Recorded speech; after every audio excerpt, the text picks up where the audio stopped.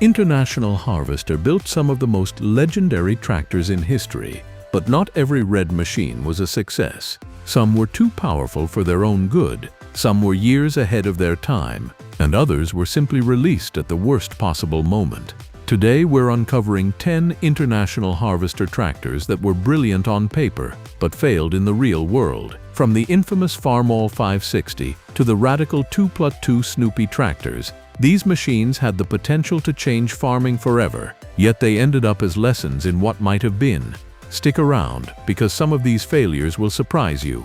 Number 1. International Harvester 2+2 Series Snoopy Tractors. The International Harvester 2+2 series, built between the late 1970s and early 1980s, might be the boldest tractor experiment IH ever attempted. Nicknamed Snoopy for their odd appearance, a long snout up front with the cab set back, the 2+2 tractors were unlike anything else on the market. I designed them to bridge a gap. Farmers needed four-wheel drive pulling power, but they also wanted tractors that could still row crop without being as bulky as articulated giants. The 2+2 solved this by combining an articulated chassis with row crop capabilities. The engine and front axle sat forward on the nose, while the rear housed the cab and rear axle, creating nearly 50-50 weight distribution. This balance reduced soil compaction and gave impressive traction. In terms of performance, these tractors were no slouch. Models like the 3388, 3588, and 3788 produced between 130 to 180 horsepower, making them strong competitors in tillage, planting, and heavy field work.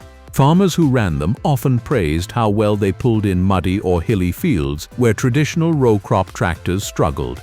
So why did they fail? First, their looks were divisive. Many farmers took one look at the stretched-out Snoopy nose and dismissed them as oddball designs. Second, their mechanical complexity made them harder to maintain than standard tractors. The articulation joint, drivetrain, and steering components required careful upkeep. Finally, the biggest blow came from IH's own collapse. By the early 1980s, International Harvester was in financial freefall, and farmers hesitated to buy expensive machines from a company that might not survive. The irony is that the 2+2 concept was ahead of its time. Later tractor designs from other brands would embrace similar ideas of blending row crop agility with articulated pulling power. But IH was too early, too cash-strapped, and too controversial in design. The 2+2 remains a cult favorite today, brilliant, unique, and doomed. Number 2. Farmall 560. The Farmall 560, launched in 1958, was meant to be IH's flagship, a bold answer to the new horsepower race of the late 1950s. Deere was preparing to release its 4010, and IH wanted to show it could produce tractors with modern styling, smooth six-cylinder engines, and bigger pulling power. On the surface, the 560 checked every box. It introduced IH's first six-cylinder gasoline and diesel engines in row crop tractors, providing smoother operation and more horsepower than the legendary but aging M series. The styling was sleek and modern, giving IH a new look that farmers found attractive. The tractor also offered improved operator comfort, hydraulics, and power for the growing implements of the time. However, the 560 suffered a devastating flaw. Instead of designing a new heavy-duty rear end, IH engineers modified the rear axle and transmission of the older Farmall M. Those components had worked fine for four-cylinder tractors, but the new six-cylinder engine simply overpowered them. As a result, many 560s suffered catastrophic rear-end failures under heavy loads. The timing couldn't have been worse. Farmers had high expectations, and early adopters were furious when their expensive new tractors broke down. Word spread quickly, damaging IH's reputation at a time when Deere was rising fast. IH eventually reinforced the rear end and solved the problem, but the damage was done. Ironically, the 560 was a brilliant design concept. The six-cylinder power plant was the future, and many of its styling and comfort improvements influenced later tractors. But because IH cut corners on the drivetrain, the tractor became a symbol of failure. In fact, the 560 scandal marked a turning point. Many farmers who lost faith in IH during this era switched to Deere and never came back. The Farmall 560 should have been a triumph. Instead, it became the beginning of IH's decline. Number 3. International Harvester 460. The International Harvester 460, launched in 1958 alongside the 560, was intended to replace the beloved Farmall H and Super H tractors. It was a mid-sized machine with modern styling, a 6-cylinder engine, and options for row crop, utility, and industrial configurations. On paper, it was a big leap forward for farmers who wanted more power and features in a compact package. The 460's 6-cylinder engine was smooth and fuel-efficient compared to the older 4-cylinder designs. Farmers appreciated its ability to handle a wider range of tasks, from plowing to cultivating, while still being nimble enough for smaller chores. It was also available with live hydraulics and independent PTO, giving operators more control over implements. This made it versatile for row crop farms that needed a tractor to do a little of everything. Unfortunately, like its bigger brother, the 560, the 460 suffered from serious drivetrain problems. IH had reused older components from the Farmall H lineage, which weren't strong enough to handle the increased horsepower of the new 6-cylinder engine. Transmissions and final drives often failed under heavy use, leading to expensive repairs and frustrated owners. This failure was devastating because the 460 was otherwise an excellent design. With stronger internals, it could have been a category leader, competing directly with Deere's 2010 and Ford's 806 series. Instead, its reputation was tarnished from the start. Farmers who bought early 460s often lost faith in IH, just as Deere's new generation tractors were hitting the market with fresh, reliable designs. The 460's story is a classic case of a good idea undermined by poor execution. It had the right engine, the right features, and the right size, but IH's decision to reuse outdated components doomed it.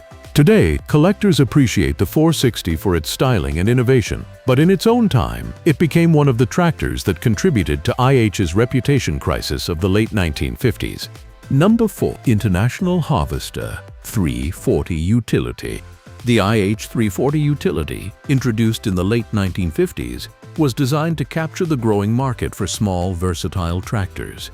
By this time, farming was changing rapidly. Livestock operations, orchards, vineyards, and small family farms needed tractors that weren't just big field machines, but could also perform daily chores, handle loaders, and fit into tighter spaces.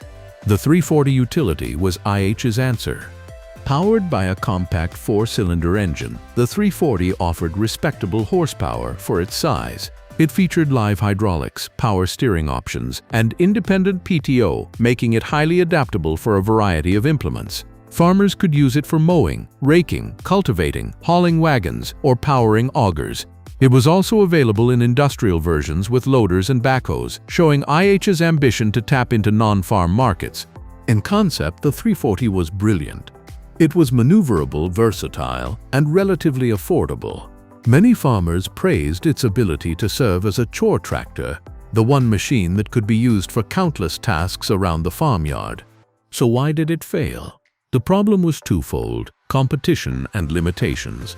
By the late 1950s, Ford had already dominated the utility tractor market with its 8N and 801 series, while Deere's 1010 offered reliability and strong dealer support. Compared to those, the 340 was less refined. Its transmission was limited, and while it could handle light to medium tasks, it struggled when pushed into heavier work. Some farmers also complained that it was underpowered for its size, especially when fitted with loaders. Its marketing and dealer network focused heavily on larger tractors, leaving the 340 without the same promotion as its competitors. In the end, it was overshadowed. Farmers admired the concept, but most bought Ford or Deere. Today, the 340 Utility is remembered as a tractor that was ahead of its time in versatility, but failed to capture the market it was meant for. It was a good idea that simply couldn't outcompete rivals. Number 5. Farmall 1456. The Farmall 1456, produced between 1969 and 1971, was the last and most powerful model of the classic Farmall line before IH transitioned fully into the 66 series. It was a true heavyweight, delivering more than 130 horsepower thanks to its DT407 turbocharged diesel engine. For farmers in need of serious pulling power, the 1456 was an impressive machine. the tractor looked the part too. With its bold red and white paint scheme, large frame, and commanding presence, the 14056 stood as a symbol of IH's determination to compete in the high-horsepower race of the late 1960s. Farmers praised its raw power and torque, which made it well-suited for plowing, heavy tillage, and other demanding tasks. The 1456 also represented the end of an era. It was the final farm, all built in the traditional row crop style, with high clearance and narrow front options still available. For many farmers, it combined nostalgia for the classic Farmall design with the muscle of a modern high-horsepower tractor. So why did it fail? Timing. By the late 1960s, Deere had already released its revolutionary 420, a tractor that was more refined, versatile, and widely marketed. The 1456, while powerful, couldn't compete with Deere's technological edge and the loyalty farmers had developed for the 4020. It was also expensive, and with IH's reputation still suffering from the 560 debacle a decade earlier, many farmers hesitated to invest in such a large machine from a brand they didn't fully trust anymore. Additionally, the 1456 was quickly overshadowed by IH's own 66 series, which arrived in the early 1970s with updated styling and features. As a result, the 1456 had a very short production run. The Farmall 1456 was brilliant in many ways, powerful, stylish, and symbolic, but it was too late to make an impact. Instead of becoming an icon, it became a forgotten giant, remembered mostly by collectors as the last true big Farmall. Number 6. International Harvester 706 Diesel.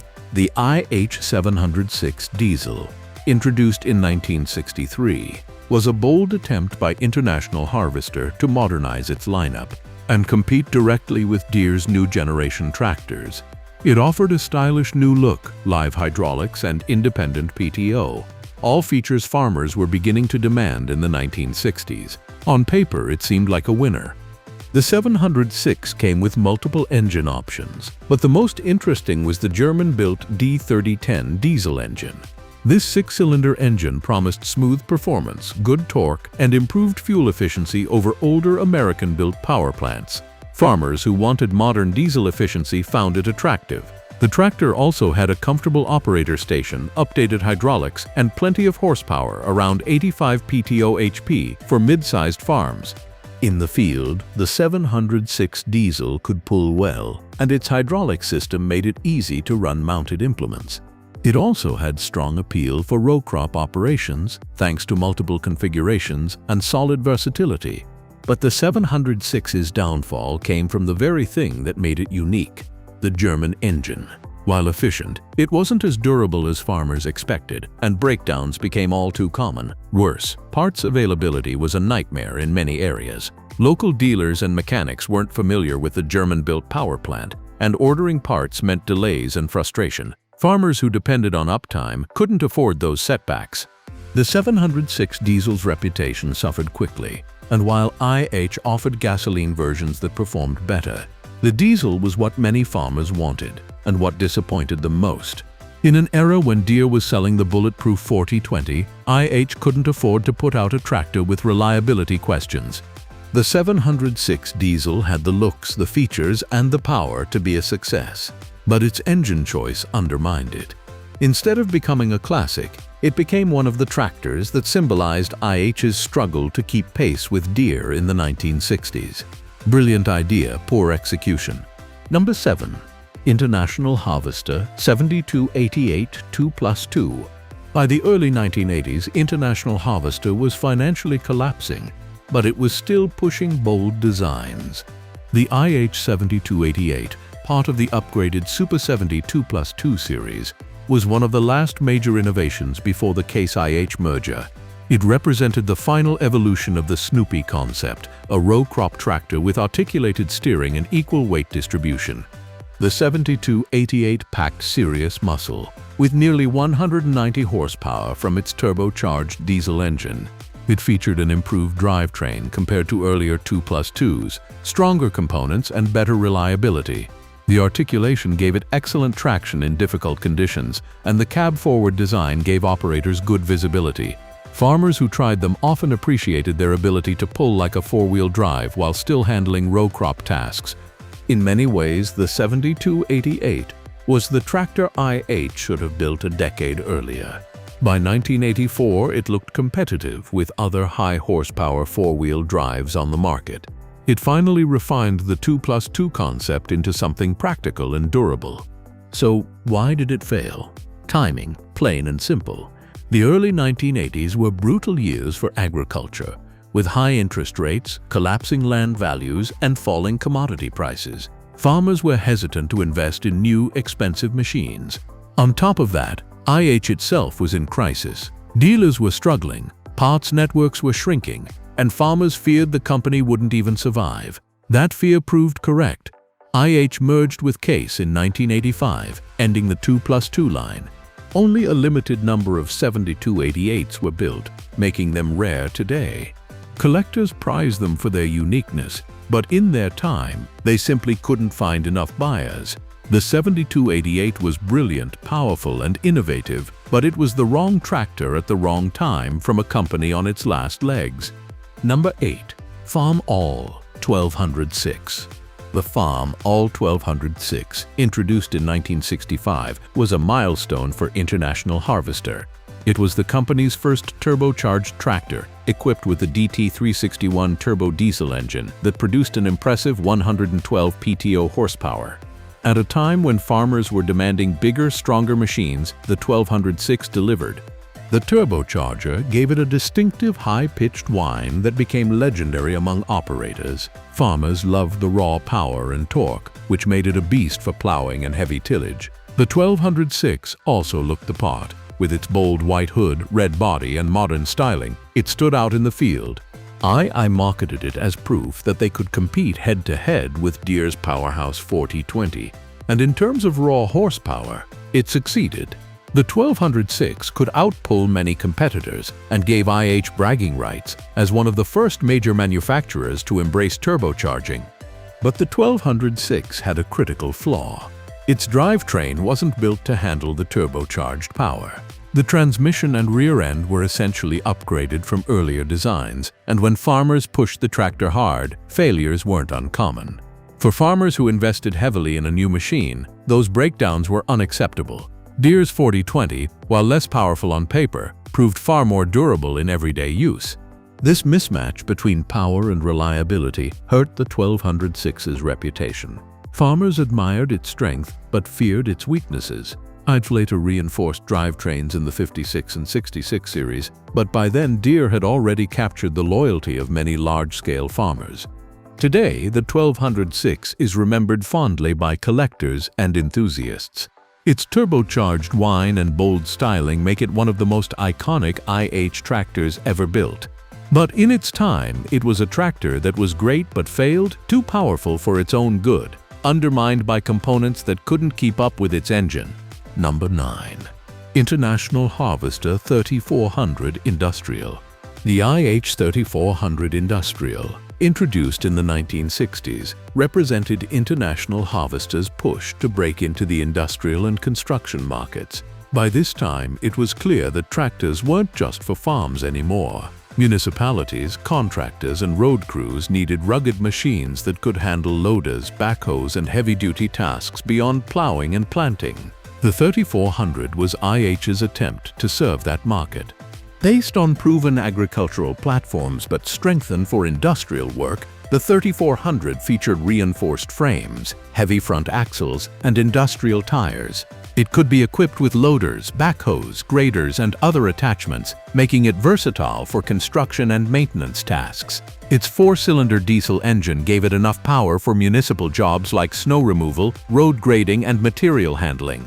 On paper, it was a great idea. I was right to see that the line between agriculture and industry was blurring, and the 3400 was flexible enough to be sold to farmers, towns, and construction outfits alike. Its hydraulic system was strong, and its compact frame made it maneuverable for work in tighter spaces.